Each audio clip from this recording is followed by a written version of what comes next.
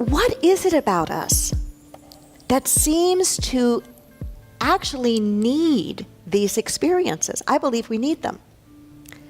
I believe that these kinds of experiences that take our breath away, either because of the majesty of them, the mystery of them, the grace of them, the power of them, the sheer beauty of them, that these experiences that take our breath away are the experiences that actually nourish and nurture our souls.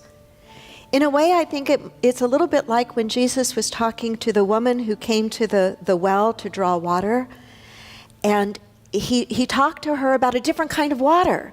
He talked to her not about physical water, which is why she was there at the well, but he talked to her about living water, about water that would quench a soul that would quench a thirst that wasn't a physical thirst, but was a spiritual thirst, a soul thirst. For us to be healthy, thriving human beings, I believe we need to keep that kind of experience of life alive in us. And I believe that right now it might be kind of difficult to do. If we want to stay informed about the world, and I think it's important that we do stay informed, by golly, we've got to do an awful lot to make sure we're equally practicing or even more deeply practicing everything we know spiritually, so we don't shut down, so we don't become jaded with negativity, so we don't close each other out, so we don't fall asleep to the overarching wonder and beauty and mystery and majesty of the very world and the universe that we live in. We need to keep that open. We need to keep that alive in us. You may recall that Jesus talked about only those who were like children would enter the kingdom of heaven. Only those who are like children. Unless you become like a little child, you will in no way enter the kingdom of heaven. What in the world was he talking about? And what does it have to do with wonder? What does it have to do with awe? What does it have to do with the prayer of wow? The kingdom of heaven was a state of consciousness, a state of awareness in which we recognize who and what we are as spiritual beings. And he was saying, unless you approach that, unless you approach the vastness of life and consciousness with the open-heartedness, with the tenderness, with the trust, with the playfulness, and with the curiosity of a child, you're never going to get there. Children are what? By nature, they are open. By nature, they are curious. By nature, they are present.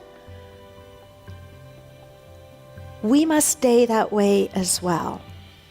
We don't drop our great minds. We don't drop the actions that are ours to take or the responsibilities that are ours to fulfill. It's not an either or, but it absolutely has to be a both and. A both and. This prayer, wow, is a prayer that helps to feed our souls so we are able to live our life anchored in the awareness of God's presence and open to the wisdom and direction of Spirit of God by whatever name we call that presence. It's critical. It's critical to our well-being as individuals, and it's critical to our well-being as a human family. I consider awe and wow as essential nourishment for our souls. So I ask you, what are you doing? What is built into your life experience that is feeding your soul? Thanks for listening. The Unity Center, transforming lives and healing our world. Check us out Sundays at 9 and 11.